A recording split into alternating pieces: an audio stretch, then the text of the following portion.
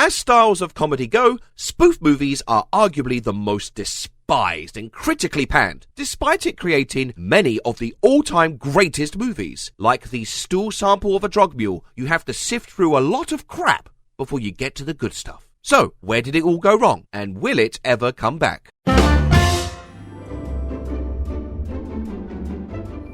I've loved spoofs since I was a kid. But what is it? Well, it's like an adult version of me, but much younger. But that's not important right now. Spoof movies are surprisingly hard to define. They're often mixed together with parody movies, which isn't wrong. It takes some kind of predefined piece of media, typically another movie or the tropes of a genre, and then subverts it in some way. Sometimes this is a loving tribute or pastiche. Or sometimes it could be critical or satirical, highlighting the faults of a heightened situation with some applied logic. Who throws a shoe? Honestly. For example, take WandaVision. It replicates the look and feel of sitcoms from different eras, but with a kind of superhero twist. It's a parody, but it isn't a spoof. But is Shaun of the Dead a spoof? Or the South Park movie? Or The Third Thing, the movie I just made up about how the third thing in list is always a twist? To me, spoof movies feel different, and where you draw the line is subjective. They operate in some kind of alternate universe where even reality itself bends around whatever is funniest. Where even the most basic cause and effect could be subverted in some way. There's slapstick, non sequiturs, misdirection, Go get help! sign gags, cartoon physics, innuendo, You have balls. I like balls. meta-humor, satire, Shrewd, sensible, compassionate, scrupulously honest, she has overcome all these handicaps to become President of the United States. exaggeration, and so on and on and on and on and on. That has a lot of crossover with comedy in general, but I think the biggest difference is that spoof movies carry with them a layer of heightened absurdism, where it constantly toys with your expectations. Not till we say grace. Jesus! Amen. It can remove or lessen any sense of peril, and it can reduce characters into caricatures.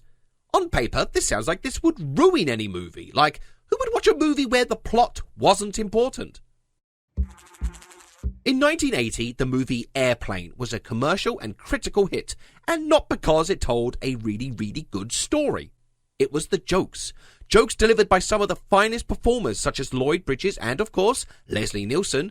Oh, but not this guy. I hate this guy. Ugh.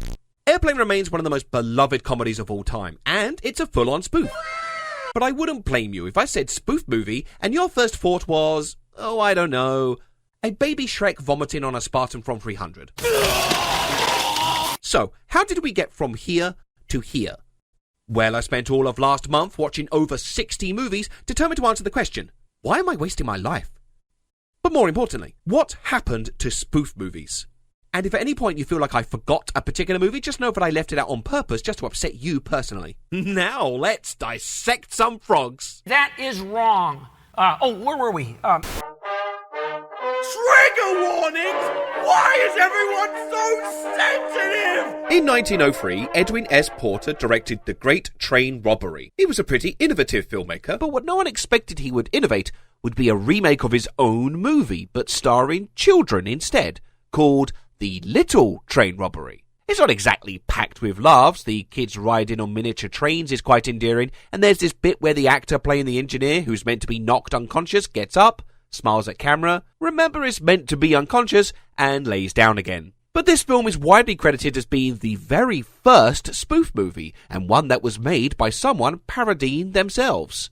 The 1930s and 40s heralded the era of the talkies, and many of the most famous silent film stars started making parodies like Buster Keaton, Laurel and Hardy, and of course, Charlie Chaplin. The Great Dictator is a political satire released in 1940, during World War II. This was highly controversial as the United States was still technically at peace with Germany at that point. But Chaplin was worried about the growing surge of fascism in the 1930s. Boy, I'm glad that stopped and never happened again, huh? And stated that Hitler must be laughed at. The Great Dictator is a kind of Prince and Pauper tale where Chaplin plays both Adenoid Hinkle of the fictional country Tomania and the unnamed Jewish barber. This is a long movie, over 2 hours long, and the switcheroo doesn't happen till the last 15 minutes. So instead, the movie ensures an emotional hook of the plight of the Jewish people, whilst portraying the Nazis as cruel, foolish, and disconnected to the real world. A bulletproof uniform, and 100% perfect. Far from perfect. The physical comedy is hilarious. It has great set pieces that could stand alone as comedy sketches, and of course, the climactic monologue is beautiful and still resonates today as one of the greatest speeches ever recorded. It did me a big cry. The 40s and 50s had several films that would kind of parody itself. Abbott Costello would meet several Universal movie monsters, and even films like Sunset Boulevard and Singing in the Rain were movies about making movies, so it was becoming increasingly self-conscious, like me about my fake nose. Meanwhile, in the UK, the late 50s saw a movie franchise that would introduce the camp and saucy humour of the British seaside postcard. So keep calm and... Matron, you may not realise it, but I was once a weak man. Once a week's enough for any man. Carry On is a series of 30 movies, no one counts Carry On Columbus, sorry, with a regular cast of performers including Kenneth Williams. Infamy! Infamy! They've all got it in for me!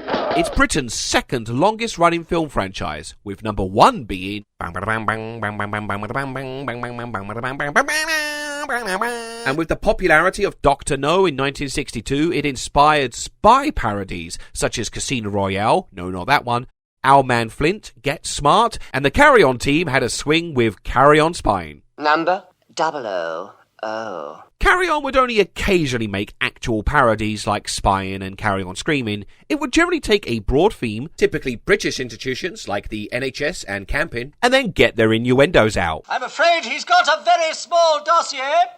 He's got a very small dossier. Very small dossier. And even here, James Bond isn't the sole source of humour, as it parodies general spy movie tropes. It has the idiot hero, well-meaning and sometimes capable, but otherwise bumbling and only really succeeds with dumb luck. He is the last resort. It has an easy-to-follow mission, and even though people die and get injured, it remains light-hearted and never violent. And it is, of course, very raunchy. Oh! Don't be a fool. We don't know which side she's on. Well, I'm not fussy. But carrying on into the 70s, and the Carry On team weren't the only British comedians making parody movies. So keep calm and... Monty Python. Life of Brian is about a man whose life runs parallel to Jesus Christ. Like The Great Dictator, this too was highly controversial. The mere notion of mocking Christianity resulted in numerous calls from religious groups who never even watched the movie for it to be banned. This famously culminated in a 1979 TV debate, which itself got a Monty Python-style spoof in 2011's Holy Flying Circus. Despite the no one is safe from satire approach, the film really isn't about Christianity. If anything, it has more to say about organised movements than organised religion, as much of the mockery is pointed at how blindly people follow Brian despite his protests. Now, fuck off! How shall we fuck off, oh Lord? And how overly bureaucratic the bickering independent movements are. They're going to crucify him! Right! This calls for immediate discussion. With the overall message being, think for yourselves. You're all individuals! Yes, we're all individuals! Brian is the last sane man, and it's the world around him that's weird. With the odd non sequitur moment and people doing the totally illogical, like this Roman centurion correcting Brian's Latin graffiti. Not done by sunrise, I'll cut your balls off. Despite this lack of logic, usually to infuriate or obstruct the main character, there are many scenes where rational thinking is applied to highlight a flaw. All right, but apart from the sanitation, the medicine, education, wine, public order, irrigation, roads, a fresh water system and public health, what have the Romans ever done for us? Much like the Holy Grail before it, it has a story, but it's told in a series of short skits, making the film effectively a collection of sketches strung together with a paper-thin plot. And it is one of the greatest comedies ever made. This runs in stark contrast to Holy Moses, released a year later in an attempt to make a Moses version of Life of Brian, but without any of the subversion, rational thinking, or even jokes. Seriously, this film uses anti-climax as a punchline constantly. Top tip, if your script has a lot of, but then nothing happens, maybe don't do that. I've found through the years that it's less funny to watch characters trying to not do something. That's interesting. Than it is to watch them actually doing something. And now onto something completely different. Mel Brooks is easily the grandfather of spoof comedy, bringing his endearing style of lightheartedness to the silver screen, writing and directing films like The Producers, Blazing Saddles, and a direct spoof of Star Wars entitled Young Frankenstein. It's a pretty faithful retelling of Frankenstein, even directly remaking some scenes. Frederick Frankenstein... It's pronounced Frankenstein. Is a descendant who has disowned his family in shame. While an eccentric character, he is still able to be something of an outsider and comment on the weirdness. Perhaps I could help you with that hump. What hump? But as he gets swept up in following his ancestors' legacy, which abandons the ashamed descendant premise pretty quickly, it removes his ability to deconstruct the tropes and instead just become a participant. We see recurring elements that Brooks will continue in his films, such as breaking the fourth wall and wordplay. What knockers! Oh, thank you, Doctor. Slapstick and sign gags, such as this brain depository. Mel also loves to toy with juxtaposition, so putting elements in situations opposed to what we'd expect, like put it on the Ritz. Perfect fit. This is a slow film. Brooks makes a genuine attempt at replicating the same sense of atmosphere, and it's quite clear that this is a loving tribute of the original classic. Which brings me to Spaceballs. This too was a parody that follows much of the main beats of its source of inspiration. In fact, Brooks worked directly with Lucas for the post-production. This wasn't the first Star Wars spoof ever made. That's credited to Hardware Wars. I must try to find that tractor beam. Much of the elements we saw in Young Frankenstein are here too, along with some great misdirection. But there's more pun-based humour, Pizza the Hut! cartoonishness, and juvenile humour. And I see your Schwartz is as big as mine. In case you didn't notice, that's a dick joke. There's also a greater emphasis on fourth wall breaking meta humour, now actively stepping into the plot of the movie. You've captured their stunt doubles! Which I have mixed feelings on. For example, there's this gag about merchandising. Merchandising! Where the real money from the movie is made. Which then causes Spaceballs merch to pop up throughout the film, which is great because it's commenting on something. The over-commercialization of Star Wars. But moments where it turns off the movie or it hits crew members during a fight, all that says is, get it? You're watching a movie. Haha. Which is like being told the same joke over and over and over again. Oh no, not again. This is put to better effect in Robin Hood Men in Tights, and is generally less invasive. To the story, I mean, and it's kept to more of a wink and a nod. Unlike some other Robin Hoods, I can speak with an English accent. Here, the humour is less juvenile and more farcical in nature, with more slapstick, cartoon physics, and yes, pop culture references. I mean, obviously Robin Hood is a pop culture reference of sorts, but this is where they bring another pop culture reference outside of the one you're already referencing. And the joke is... I gotta go home alone now. Right. That thing you know. Get it? And we're going to see a lot more of that, don't you worry. In fact, do worry a lot. Something important to remember about the films of Mel Brooks is how uncynical they are. There's the odd satirical moment, but it's largely just light-hearted silliness. The characters are silly, the villains are silly, the jokes are silly, and none of it comes from any mean-spirited or cruel angle. There are some elements that haven't aged well, sure, but there's a comfort in how harmless it is. They're comfort movies. But now for some comfort food. Anyone up for Kentucky Fried Theatre? This is the bit about airplane, by the way. The 1970s were the golden age of disaster movies, like The Poseidon Adventure. And there was a film made to spoof the disaster movie genre, and it was called The Big Bus. It's a disaster movie, like The Poseidon Adventure, but on a domestic scale, and the intro wants you to know what a silly premise this is. And now, a movie about The Big Bus. I like this bar fight scene and the ongoing jokes, like the character's shoulders constantly fainting. Oh, don't worry. I hardly ever black out unless we're moving. Okay, Dan, let's get moving.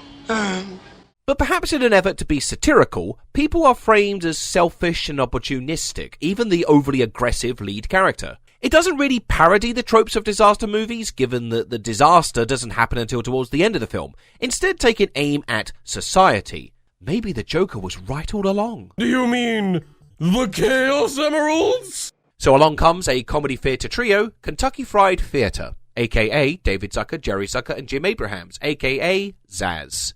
And for some reason, they don't like Detroit. A terrain so rugged, so treacherous, no country will claim it. Worse than Detroit? Yeah, it's worse than Detroit. Here's Detroit. And here's Detroit after the attack. To write their sketches, they'd often record late-night TV and pull material from the commercials and shows they taped.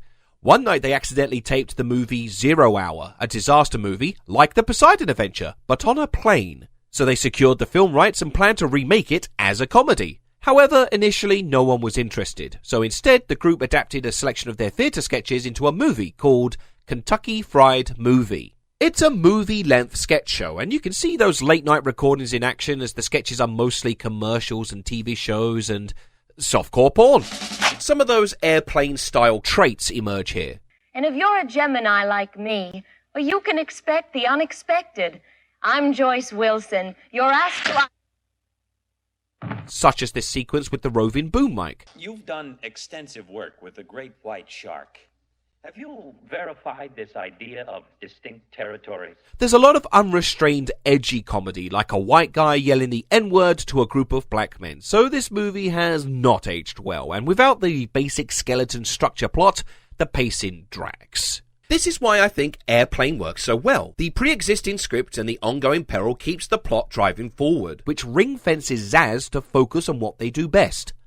Gags. We have clearance, Clarence. Roger, Roger. What's our vector, Victor? What does Airplane do differently? Layers of gags. So whilst the action is focused on one element, there's something else happening, like in the background or with voiceover. There's just no stopping in a white zone. Oh, really, Vernon? Why pretend? We both know perfectly well what it is you're talking about. You want me to have an abortion. Sight gags, where the comedy doesn't need dialogue to sell the punchline, almost like a optical illusion. Airplane 2, which will only get one mention in this whole video, has precisely one good joke in the whole film, and it's a sight gag. Casting serious actors. Instead of hiring a group of comedians, they purposely hired actors who have never done comedy before. This added one of Airplane's key ingredients, deadpan. How soon can you land? I can't tell. Or can't you take a guess? Well, not for another 2 hours. You can't take a guess for another 2 hours? Given there's always something weird going on, having the characters treat this as normal adds to the absurdity and delivers some of the most iconic dialogue. Surely you can't be serious. I am serious. And don't call me Shirley. Use of double meaning. It's like a double entendre, but without the sexy bits. It's a form of pun, and thanks to their snappiness and beautiful simplicity, it remains super quotable today. Nervous? Yes. First time? No, I've been nervous lots of times. And also there is neither the idiot hero nor the last sane man. No one person stands out and goes, well that was weird. This time everything is absurd and no one is safe. There's elements carried over from Kentucky Fried Movie, like the name Rex Kramer, this time without the M-word. Even the numerous flashback sequences play out like sketches from Kentucky Fried Movie. It has all the other spoof elements, but also brings dark humour, which manages to be edgy without resorting to gross out. You ever seen a grown man naked? For Leslie Nielsen, who performed in movies like The Poseidon Adventure, this was a role that forever changed him into a comedy actor and would redefine the rest of his career.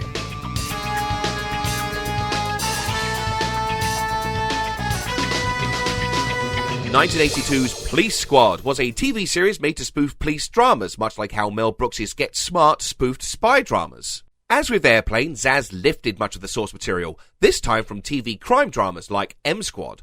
Police Squad is amazing, employing all the tricks from Airplane, but this time with things they can only do on TV, like title cards, recurring characters, and a title sequence with a guest star who doesn't appear in the episode and immediately dies. They also start doing these establishing pans at any new location, where they'll pack in even more sight gags. It allows for the episodes to be textured with jokes without interfering with the plot or the pace. The series introduces Leslie Nielsen's best-known character, police detective Frank Drebin. Who are you, and how did you get in here? I'm the locksmith. And I'm the locksmith.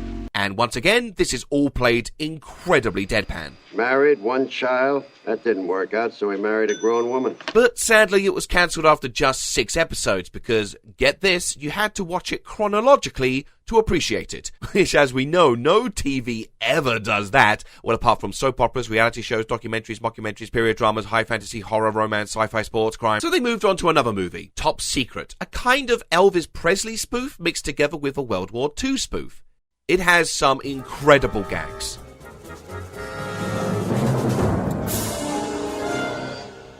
But in an effort to force these two different movies together, the plot breaks up the fun too often and causes the whole unstructured thing to drag and bomb in the box office. After directing Ruthless People, Zaz, along with frequent collaborator Pat Proft, reunited with Leslie Nielsen to pull an old cop out of early retirement with an iconic siren.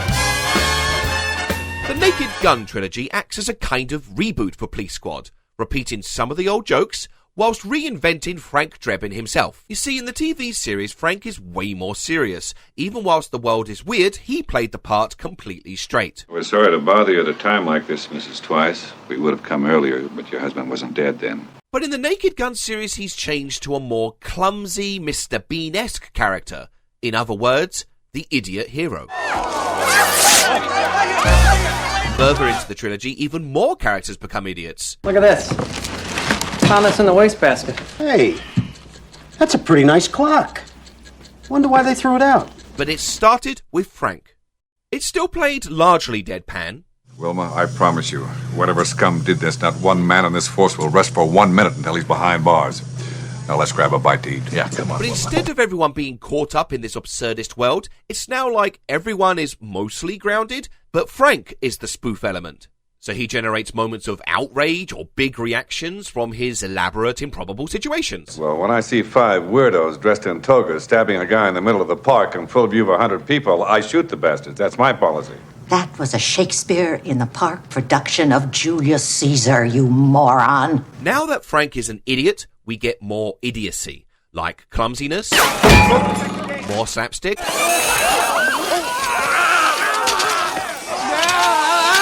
and taking things literally. With a mustache, about 6'3". An awfully big mustache.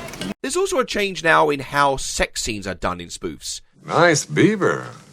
Thank you. I just had it stuffed. Let me help you with that. Gone are the scenes of full frontal nudity, replaced instead with more PG-friendly scenes that turn titillation into this.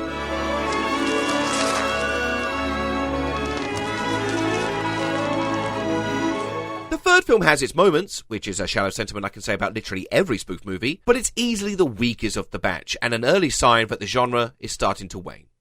In an almost desperate attempt to keep the genre going past its prime, there's a bigger reliance on easy shots and low-hanging fruit like a lot of pop culture references.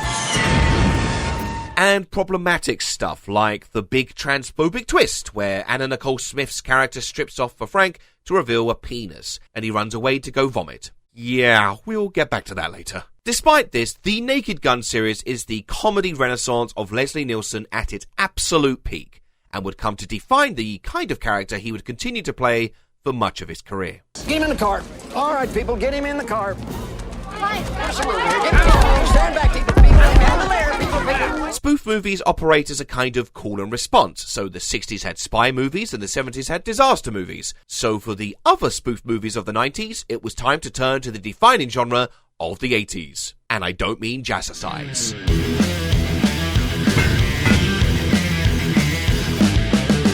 Another word for spoof is lampoon.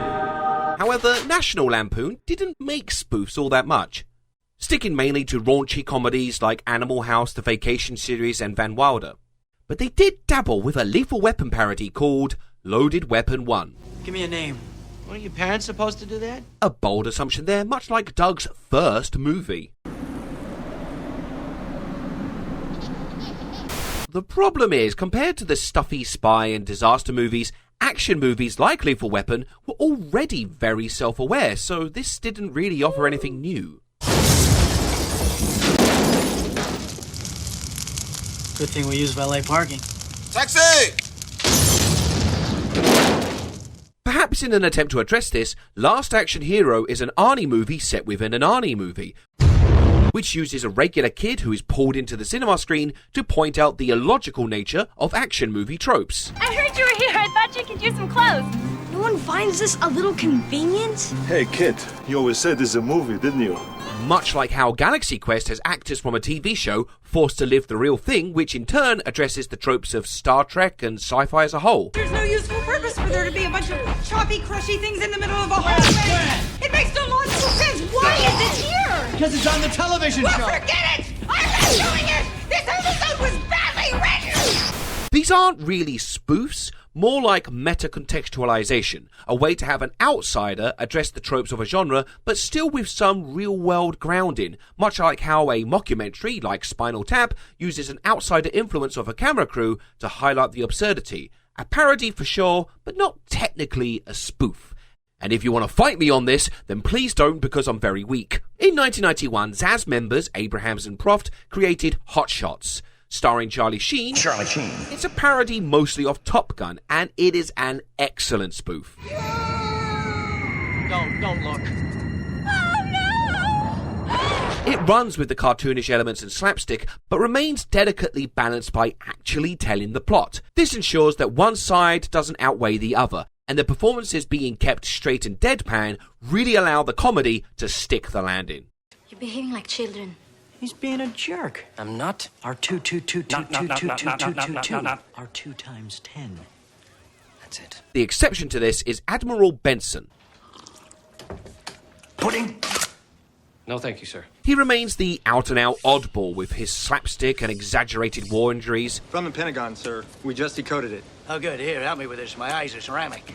A bazooka round, a little big one. But because the weirdness is mostly kept to one secondary character, and with Lloyd Bridges' excellent comedy performance, it never outstays its welcome. Oh, by the way, I want to thank you for having us over to dinner the other night. Cheryl and I thought the stroganoff was marvelous. But, sir, we didn't have dinner the other night. Really? Where the hell was I? And who's this Cheryl? This was followed up with Hot Shots Part 2, this time focusing on Rambo. While it still has a ton of funny moments,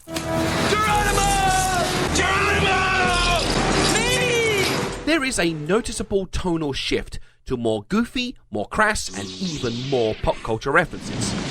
I loved you in Wall Street! The first film had pop culture references too, but they were mainly limited to montages. This time it's just a lot of stuff happening because it's something you've heard of before, and that's it. That's it. It does offer more of a commentary on action movies. War. It's fantastic. But when the villain is a clumsy, domesticated Saddam Hussein with a lisp, the balance is off. Thumper and Thuck Attack! The last spoof to really explode in the late 90s was Austin Powers. I don't even know what this is. This sort of thing ain't my bag, baby. One book, Swedish-made penis enlarger pumps and me. This sort of thing is my bag, baby. You could argue this is meta-contextual, as the story of a man from the 60s brought to the 90s would be a fish out of water, but everyone is still a bit silly, so not really. We have some great physical comedy and double entendres. Did you get my other gift? Yes, Basil. Nice rack. But now we're seeing an increase in cringe comedy in spoofs. Given the increase in self-awareness in and of films, like action movies, it would make sense that cringe would awkwardly arise to embarrass our empathy. Because we're so gosh darn aware of things. Tropes are still being challenged, like Dr. Evil's son pointing out the flaw in every Bond villain's plan. Wait, aren't you even going to watch them? They could get away. No. I'm going to leave them alone and not actually witness them dying. I'm just going to assume it all went to plan. What? And Elizabeth responded to Austin's outdated free love attitude. What, did you use protection? Of course. I had my 9mm automatic. In fact, despite Austin being such a sex-driven character, I'm pleased to see that he refuses to take advantage of a drunken Elizabeth without question. It may be just basic human decency, but it shows that this character isn't just a two-dimensional caricature. And after all these movies, it's nice to see one that has actually aged well. But it was clear. Spoof movies were a dying breed. A corpse started starting to rot. And the only way to bring spoof movies back to life was to do something scary. Oh, that's good.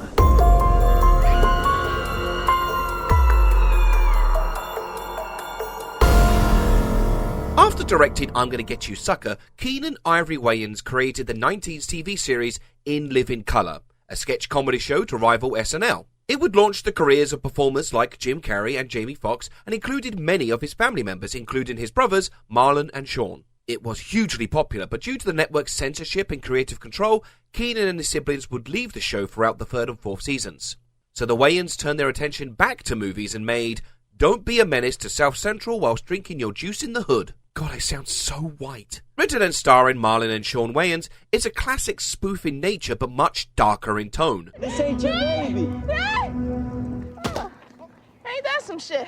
Much of the comedy goes for big reactions like shock, violence, and gross out. Probably as a result of trying to mash up many movies together, not a lot really happens and feels more like a series of slice-of-life moments. Should I wear this Tech 9 with the high tops, or should I wear this Uzi with my low tops? There's one particularly good scene where they go to a store and are accused of shoplifting by the Asian store owners, all the while there is a white guy blatantly stealing everything. Hey! You do something.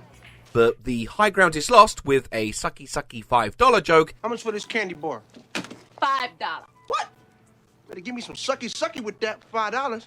So a mixed bag overall. Don't Be a Menace came out in 1996, the same year as the slasher movie Scream. Scream briefly revived the slasher genre with its subversive meta take. It's pretty much a parody of horror while still being a horror, much like how Deadpool is both a superhero movie and a superhero parody. Woo! Superhero landing! Yeah, that's really hard on your knees. Totally impractical, they all do it. Scream was huge, so Sean and Marlon set out to create a spoof, directed by Keenan, called Scary Movie. This was a smash hit at the box office, and it's clear to see why. Following the footsteps of American Pie's revival of the raunchy sex comedy, Scary Movie is loud, wild, and very, very crude. It's probably the most impactful spoof movie since Airplane because it radically alters the genre for a teenage audience, meaning more sex, more drugs, and it reinvents traditional spoof elements like misdirection. Hey, yo, dog. Will this shirt make me look gay? Nah, man. What about now? But the inherent problem with making a spoof about Scream is, like action movies before it, Scream itself was already very subversive. It's like I've seen this all before. They had a killer at your old high school, Shorty? Nah, it was in this movie Scream. Same dialogue and everything. This is ill. Shriek If You Know What I Did last Friday the 13th came out the same year with the exact same premise, but at least tried to acknowledge the rules of spoof, much like how Scream does with horror. There are certain rules you have to follow in a parody situation if you want to survive, okay? Number 1, exaggerate everything. Number 88, accept the ridiculous is logical. Scary Movie does poke fun at the horror tropes as well. Report live for Black TV. White folks are dead. We're getting the fuck out of here. Let's roll down. But to parody something that's already a parody generally results in the humor aiming much lower. It is cruel and sadistic, and the characters are reprehensible. Which isn't unexpected in a slasher movie. Those kids are gonna die after all. But the most mean-spirited part is the portrayal of the disabled special officer, Doofy, the stand-in for Scream's Dewey, portrayed like this. I got poopy. It was good. Look, I loved Scary Movie when I saw it in the cinema 20 years ago, and there's still much that holds up. Let me just say, the killing of these teenagers has been tragic, but, hey, you know, shit happens. The Wayans have never been beholden to political correctness, much like their wheelchair-bound character in Don't Be a Menace, but the relentless cruelty aimed at Doofy just feels like such a cheap shot, especially compared to the more cutting satire of Don't Be a Menace. Catch. The man! This is why I much prefer Scary Movie 2. Hey! Will you shut the fuck up and let me sing? After Scary Movie's massive success, Miramax greenlit a sequel to come out the following year, leaving the Wayans with 9 months to make the whole thing. This grueling process impacted the film's story, turning it into a kind of hodgepodge of various horror film influences held together by a string of jokes, like a series of moments. She won't eat, she won't talk. The child won't even let me touch her. Yes. Sometimes you have to give them candy. And while it's not perfect, given what the Wayans do when they actually have more time, this is a marked improvement. Because they had no time for bigger set pieces, they had to fill the blanks in the script with more pop culture references. You are the weakest link. Goodbye. Like, they redid the "What's Up" Budweiser advert in the first film, which at least fit into the ghost-faced phone call thing. What's up? But this time it's just an out-of-nowhere remake of that Nike basketball advert. You remember that? But this aside, because it was more gag-focused, this got bigger laughs out of me than the first movie. Well, you boys just gonna sit there with your mouths open, or is someone gonna offer me a seat?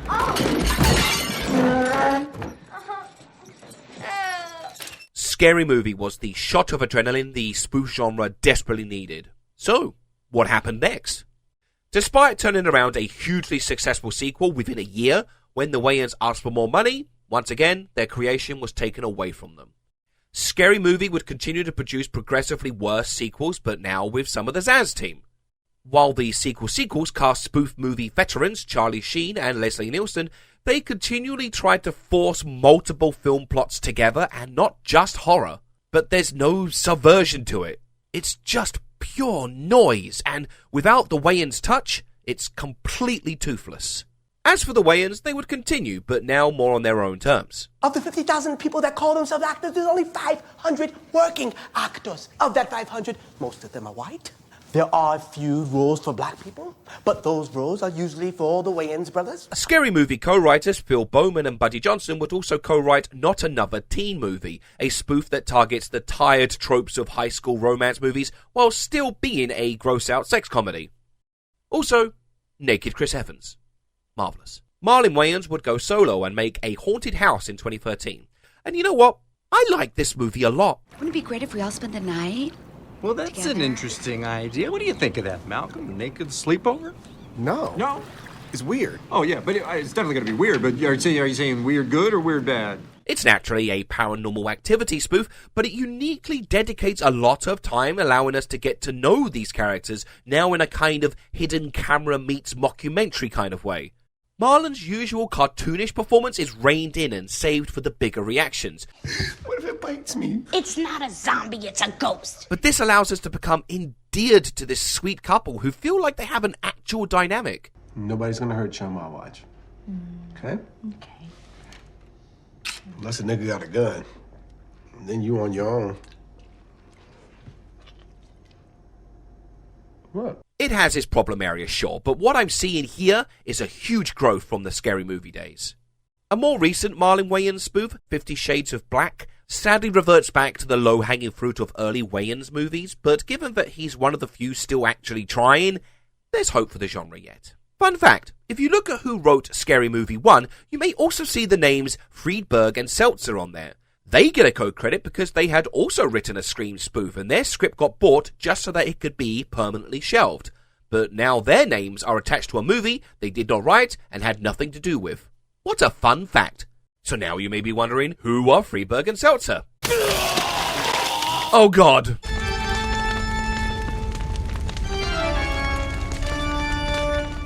There's no nice way to say this, so I'll just say it. Writer/directors Friedberg and Seltzer are a scourge. They're a plague on our cinematic landscape, a national shame, a danger to our culture, a typhoon-sized natural disaster disguised as a filmmaking team, a Hollywood monster wreaking havoc on the minds of America's youth and setting civilization back thousands of years. Okay then. In 1993, Leslie Nielsen starred in a series of parody golf instructional videos, starting with Bad Golf Made Easier. The difference between a $1 ball and a $3 ball is $2. This was directed by Rick Friedberg, and during filming, he presented a script to Leslie Nielsen that his son had written. And so, in 1996, Jason Friedberg and his creative partner, Aaron Seltzer, got their first movie credit for Spy Hard. Directed by Daddy Friedberg, this almost feels like a spoof of a spoof, in that it has all the style with none of the substance. For example, here's a joke from Airplane. This woman has to be gotten to a hospital. A hospital? What is it? It's a big building with patients, but that's not important right now. And here is the exact same joke in Spy Hard. Sir, I hate to disturb you, but we're picking up something very interesting on the compound infrared detection system. Well, what is it? Oh, well, it's this really neat security system, sir. It picks up the body heat. And they do this twice. Sir, we've intercepted a very disturbing satellite transmission from our listening post on the Rock of Gibraltar. Well, what is it? It's this really big rock sticking out of the water there on the south coast of Spain. It's like they're copying without understanding why it works. They also sporadically throw in one-liners that aren't jokes. You better get out of here. I'll see you back in half an hour. Oh, half an hour? I can drop off my dog at the groomer. You know, I'm not sure they know how to tell a joke. For example, during this nightclub scene, which becomes a Pulp Fiction reference for no reason, there's this guy caught in the crossfire. Whoops. And then he's hit again later with a crossbow bolt.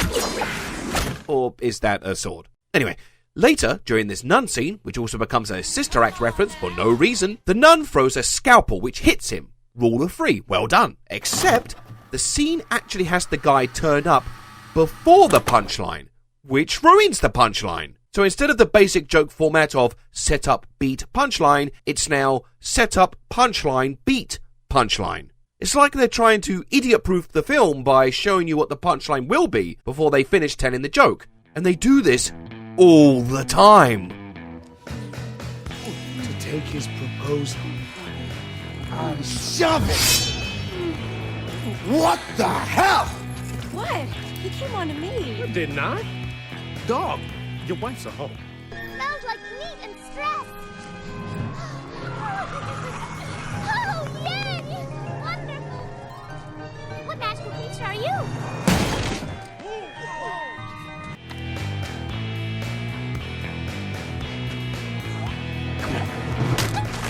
Leslie Nielsen does his best with the material provided, but Spy Hard's only saving grace is Weird Al's theme song. For the next movie, Jason Friedberg and Aaron Seltzer would take the director's chair, and their debut movie was 2006's Date Movie. This is a deeply sadistic film and says that an overweight Alison Hannigan is undeserving of love and hideously disgusting to everyone around her until she gets all the fat drained out of her like they're overhauling a car. They try to add that she's disgusted because she has bad feet or a hairy back, but it's clearly the cellulite and fat that these people are reacting to. And this is within the first 15 minutes of the film. What happens in the rest of the film? Nothing. In one word, this movie is shallow. There's a rise in pop culture references that do nothing other than be the equivalent of dangling shiny keys in front of a child. Hey, is it too late to crash the Funk Your Daughter wedding? There's scenes that drag out forever and don't go anywhere. And characters with no personality who... I object. Oh, wait. Is this actual character growth? This isn't what you wanted. It's what I wanted. I was wrong about Grant. He's a good man. He even liked you when you were butt ugly. Oh, well, they fucked it. It was at this point, any remaining shits were never given again. Epic Movie is the forced amalgamation of multiple movies rammed together like some kind of Hollywood monster. And when it's not a pointless pop culture reference, it's gross out. Okay, look, I don't mind lowbrow humour. For example, my all-time favourite Newgrounds animation is two butts fighting. They're butts. But this isn't some low-budget internet video. This is a multi-million-dollar movie. You could see this as a time capsule of the state of pop culture in 2007. But it has nothing to say about pop culture. Nothing about the religious undertones of Narnia, nothing about the popularization of conspiracy theories by the Da Vinci Code, nothing about the abundance of adaptations or remakes, just, what if Harry Potter was a pervert? Meet the Spartans is a 300 spoof, or a 300 ripoff as they call it.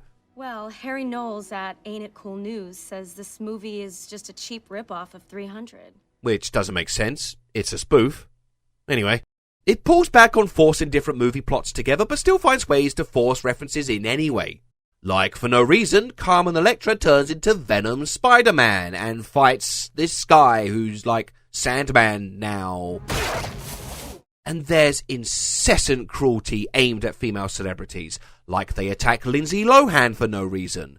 Paris Hilton stands in for the deformed outcast. Britney Spears gets kicked down a hole.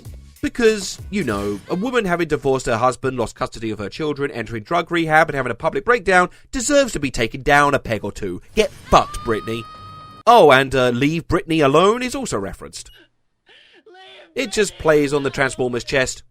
For no reason. Oh, and of course, if it's not pop culture, it's gross out. As of writing this video, IMDb ranks Meet the Spartans as the 22nd worst movie of all time.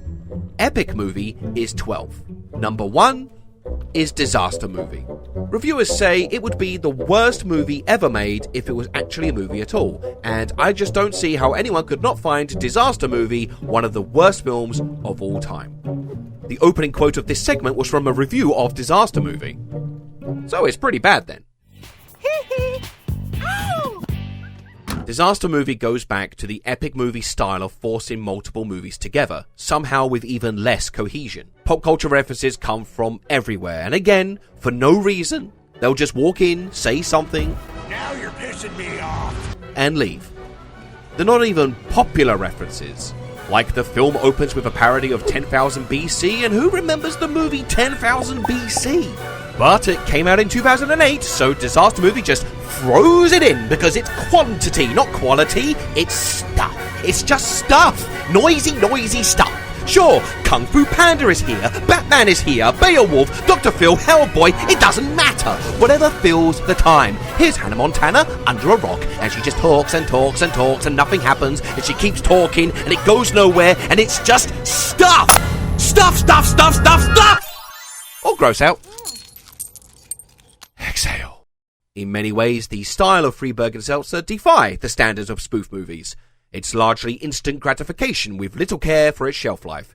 If it can make you laugh today, it doesn't matter if it will make you laugh tomorrow. And they know they're not going to win any awards, like how on the Date Movie DVD they invite actual movie critics to lay into the film on the audio commentary, which is really funny. And by about this point right here, people started walking out. I envied this guy. These movies feel like a pair of dudes spitballing ideas where nothing was off limits. On the one hand, that sounds quite nice. Liberating, freeform, dare I say fun? But their machine gun fire approach to gags just led to constant cheap shots, which didn't help the frail reputation of the spoof movie genre. FRIEDBERG and SELTZER did not kill spoof movies. We did.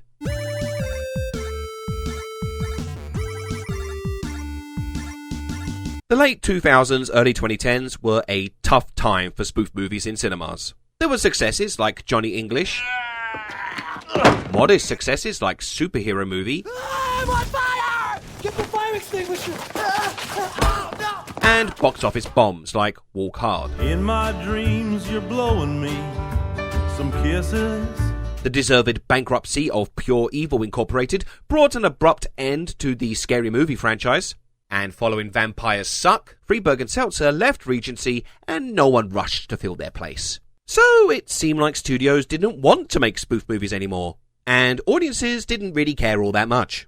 This led to spoofs being made more independently and released in limited cinemas, straight to DVD, or video on demand, because if they won't do it, we'll make it ourselves. In order to be more of a surefire hit on an oversaturated marketplace, these films tend to be more on the nose about what kind of film you're getting, such as 2014's The Hangover Games, where various pop culture references are forced to compete with each other. Now, if this sounds like another FRIEDBERG and SELTZER movie to you, that's because they also made their own Hunger Games spoof. God damn it. This could have had potential. Like, unbeholden to any studio, this was an opportunity to critically analyze the state of pop culture, a response to the FRIEDBERG and SELTZER era of pop culture obsession.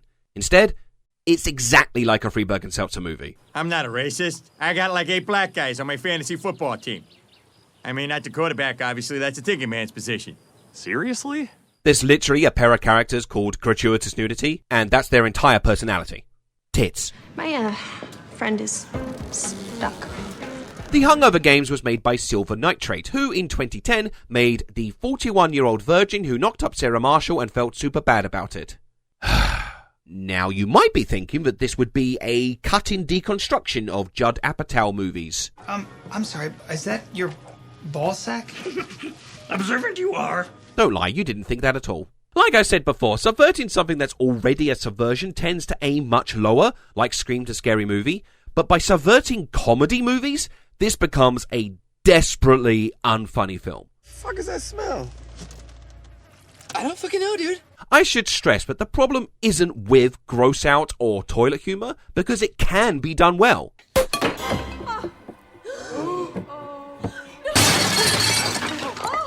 Suddenly, it happened.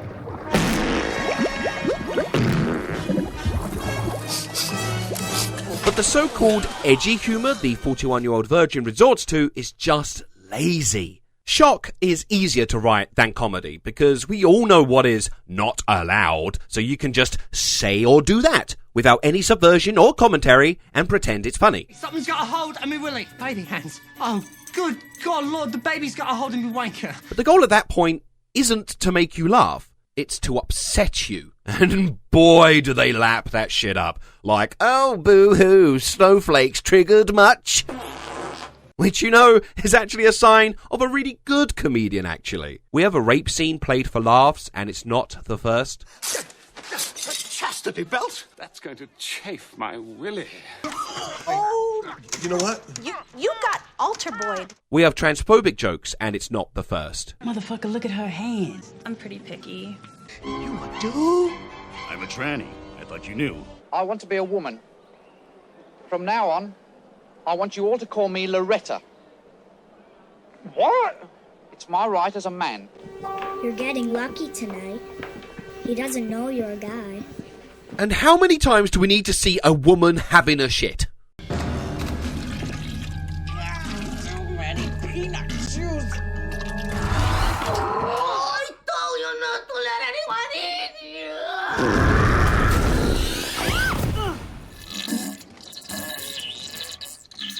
The 41-Year-Old Virgin is the culmination of all the nastier elements spoof movies have passed on to one another, like a photocopy of a photocopy getting worse and worse over time. Now, I don't think they were necessarily put in with malicious intent, but when a genre is based around filling scenes with as many jokes as possible, the temptation is always there to take the cheap shot.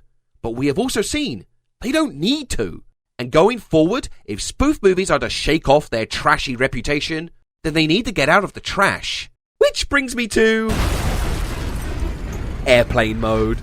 Starring noise enthusiast Logan Paul, this was planned to have a huge release on YouTube, potentially sparking a brand new trend of movie distribution, until Logan's trip to the suicide forest, which nuked the whole deal with Google, and the movie was later just pooped onto iTunes in 2019 with much less fanfare. Coming full circle, this is a loose remake of Airplane.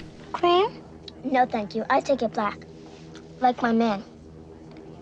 How would you like it? Like I like my women. Black and full of cream. Very loose. The fuck? But it has more in common with the edgier humour of South Park and Family Guy, or a knockoff approximation of it. Bag check. What? Why? Sir? I just have a laptop. You've been randomly selected by our advanced safety algorithm for an extensive anal cavity search. I have 911 reasons not to trust this guy. There is an attempt to be a spoof movie. Wait, I'm not on the pill. Never mind. But instead of subtlety, it goes for screaming. You can't make me! You can't make me! Instead of wordplay, it goes for memes. Leave Reggie alone! And instead of creativity, it goes for... Tonally, it is very nihilistic. The characters are cruel and insidious, and the portrayal of the influencers seem to be completely non-human. Or maybe in LA, that's just normal. I think I'd rather die. The result is uncomforting and gives little to actually root for. It's like they had to add this Hannibal Lecter-esque character to be the unambiguous villain to avoid being the villains themselves. Logan is somehow both the last sane man and the idiot hero, which means he's not there to point out the flaws and neither is anyone else, losing all grounding in reality. There is a vague attempt at self-aware satire, like with the influencers and the villain talking like a YouTube prankster. Just a prank! But overall, this plane flight feels more like an ego trip. Boogie Paul! You're a fucking hero, Shut up, Becky! Well, now what? In his review of 2015's The Walking Deceased, Matt Fowler says, "It's hard to say in this new world of honest trailers where parody fits in anymore. But what is grief, if not love persevering?" The internet is so responsive to current media trends with parodies and memes, it renders any films hitching their bandwagon to those same media trends completely obsolete. So, outside of low-budget independent films, spoofs have stopped trying. Instead, they go for more evergreen intellectual properties, like 2017's Lego Batman, the best Batman movie, Who wants a shot from the merch guy? or 2018's Holmes & Watson, the worst Batman movie. Would you like some heroin? It's safe bets like this that prevents us from getting something totally inventive like Naked Gun. Except they're trying to remake Naked Gun, and it's like, don't do that. So what else can spoof movies do to fix themselves? Watching all these movies, one thing I hadn't realised before was just how horny they were. Like, lots of the nude and the crude, the slut and the bimbo. It's all a bit male gaze. It doesn't escape my notice that out of all the notable spoof movies I'd watched, none were directed by women. So I added some more movies to my watch list, and Frozen challenges some of the Disney princess tropes. Clueless takes Jane Austen's Emma, but with a 90s twist. The Love Witch is a pastiche of 60s horror. CB4 is a mockumentary of a phony rap group. But I'm a Cheerleader is a romantic comedy juxtaposed against gay conversion therapy. But none of these are really spoofs. In fact, Shrek, of all things, is the closest we get to a spoof movie directed by a woman, although it's actually co-directed by Vicky Jensen. Oh shit, and Wayne's World! I nearly forgot about Wayne's World! We're not worthy! We're not worthy! Not sure what it's technically spoofing, but it has big spoof energy. Excellent. So maybe in future, the boys' club could invite more women to join in. Just a thought. But looking at the spoof movie genre as a whole, they should be pushing envelopes instead of pushing tastes. They should be independent of their source material instead of codependent on it. And they shouldn't be afraid to take shots, but just be considerate about which way they're aiming. To whichever movie studio who finally decides to bring back spoof movies once and for all, I just want to tell you, good luck. We're all counting on you. Oh, hi. Welcome to the end of the video. As we saw, making comedy is serious business, but what if you wanted to get into comedy filmmaking for yourself? Well, that brings me to this video's sponsor, Skillshare. Skillshare is an online learning community with tons of creative classes for you to explore, whether you're a pro or a beginner. From animation to illustration to creative writingization. Sorry, I tried to make it rhyme there. But if you're out there saying, "Oh, Eddie, you bearded buffoon, I don't have the mega bucks to make comedy videos," well, don't you worry your strange little head off, because Amber Schaefer hosts a class all about low-budget comedy filmmaking. From joke structure in writing to forming a cast and crew. Skillshare costs less than $10 a month, and the first 1,000 people to click on the link in the description below will get a free trial for premium membership. So you better snap them up fast. I can only snap with this hand. I can't with this hand. I don't know why. It's like it's the same hand, really. It's opposite, right? Okay, bye. This video is my biggest project today, so I want to thank everyone involved in helping me make this, from the editors and guest voice actors to people on my Discord and Patreon. So if you would like to support me and what I do, then please consider supporting me on Patreon, the one I just mentioned. I'm good at selling stuff.